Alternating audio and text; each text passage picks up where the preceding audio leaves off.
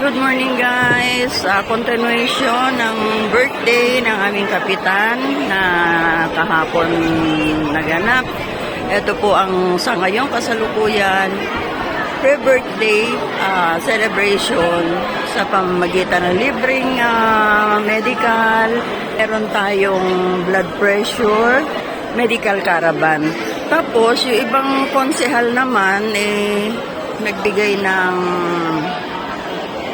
siyempre, kanilang support. Meron dyan na nag-provide ng pagkain.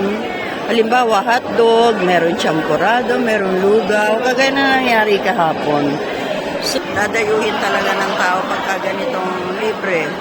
Siyempre, pagkakataon mo na. Kahit ako minsan, nagpapaganito ako.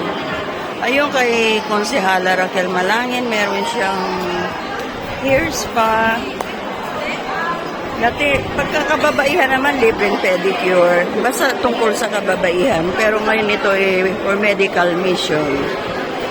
Through our beloved Mayor, Joy Belmonte, Vice Mayor, Gian Soto, at ang congressman namin sa District 4, Marvin Rillo, at ang mga konsehala, Raquel Malangin, Nanette Castelo Daza, Ma'am Amy Rillo. Ayan, sila po yan. Kasama na po si Konsehal Vincent Belmonte ang nagbabalik at si Konsehal Ivy Lagman.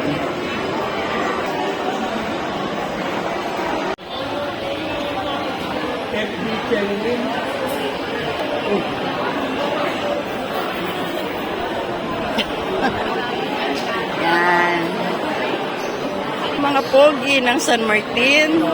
Ready, di ba? Hindi, pipicture mo. Ayan na, oh. Ayan. Ito naman po ay libreng gupit sa pamamagitan po ng aming Vice Mayor, Gian Soto.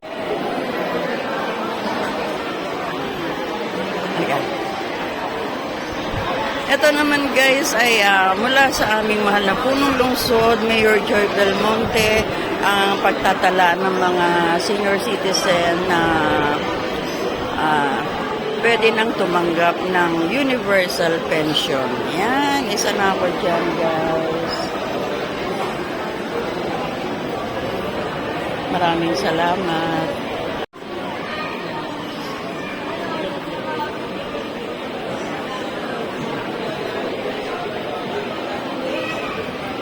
Ito naman po ay para sa PhilSys. Ano ba tawag dito? National ID application. So, ayan. Para makatanggap na sila ng kanilang national ID. Dinalian ang proseso, dinala sa barangay. Ito ay sa kagandahang loob pa rin ng ating mahal na Mayor Joy Belmonte sa pakikipagtulungan ng Barangay Council sa pangunguna ng aming punong barangay, Marvin Delay.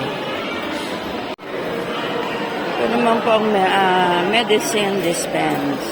Naresetahan ka dahil tapos ka na magpatingin. May libre pong gamot.